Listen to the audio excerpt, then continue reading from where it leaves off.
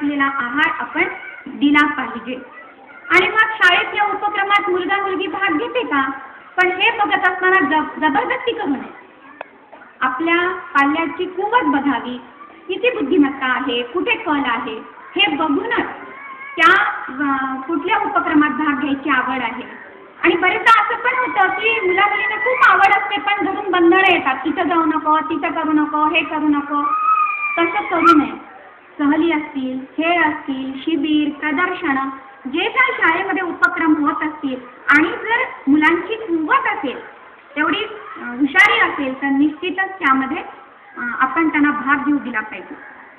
आणखी एक महत्त्वाचा भाग म्हणजे आपल्या मुला मुलींची संगत कशी आहे, योग्य मैत्रीण आहे का?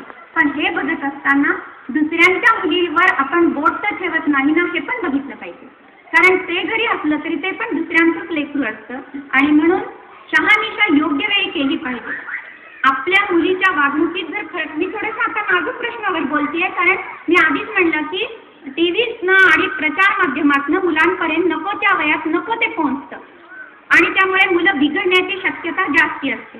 आणि म्हणून जर आपल्या मुलीच्या आणि मुलाच्या वागणुकीत थोडाफार फरक जाणवला तर तो वेळीच त्याची शिक्षकांच्या कानावर घातलं पाहिजे, विचारणा केली पाहिजे आणि योग्य ती शहानिशा करून त्यावर उपाययोजना पण केली पाहिजे। आपल्या मुलामध्ये जर काही वाईट सवयी असतील, काही आजार असतील, उदाहरणार्थ कर्णदोष आहे, दृष्टीदोष आहे, तर तो वेळी शिक्षकांच्या पण कानावर घालावा। कारण मुलं सांगत नाहीत हे, इतर जण हसतात म्हणून, पण मग ती आपली जबाबदारी आहे की आपलं मुलं कुठेही कमी पडू नये। हे दोष तर निसर्गतः आहे आणि त्यावर मात करूनच आपलं पाल्य शाळेमध्ये शिक्षण घेत आहे।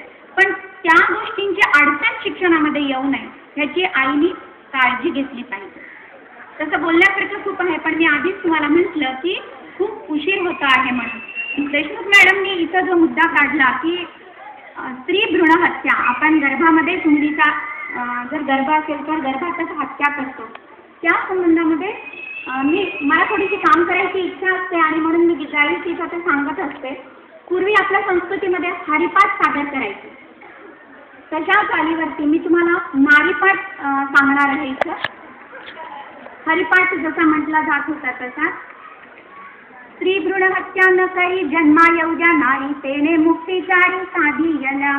स्त्री जन्मा येऊ द्या नारी, जन्मा येऊ द्या नारी, पुण्याची गणना कोण करी।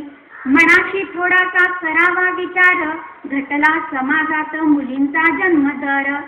70-30 दाहले प्रमाण, बिघडले आजी समाज संतुलन।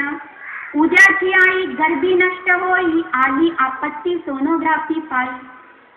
लागते संसारी नरा संग नारी, चालती साके बरोबरी दोन सदा। लेख झाली म्हणून घालू नका खाली मान, उडाले कल्पना चावलाचे गगनी विमान।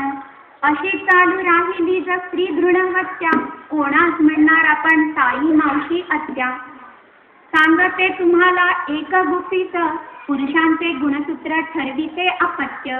म्हणून स्त्रीला दोष देऊ नका कोणी, विनवी वर्षा माऊली हात जोडूनी। ही तुमच्याकडे हात जोडून